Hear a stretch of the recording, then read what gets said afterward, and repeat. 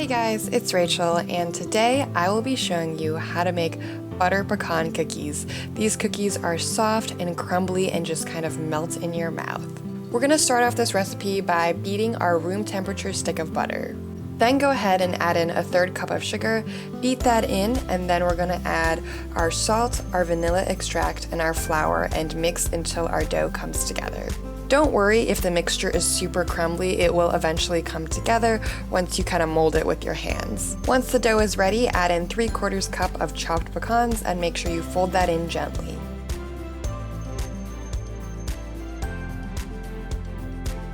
Once again, the cookie dough will be pretty crumbly at this point, but do not fear, it will come together.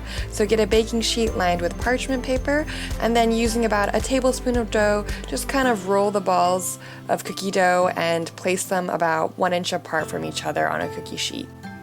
Alright, so go ahead and pop half a pecan on top of each cookie dough ball, and make sure you press the cookie down a little bit because these cookies do not spread out very much in the oven. Also, make sure to mend any cracks on the side of the cookie because you don't want that to expand once it bakes. Bake the cookies off at 350 degrees Fahrenheit for approximately 15 to 17 minutes or until golden brown. And then you are ready to enjoy these delicious and crumbly butter pecan cookies. Thanks so much for watching, and I'll see you next week.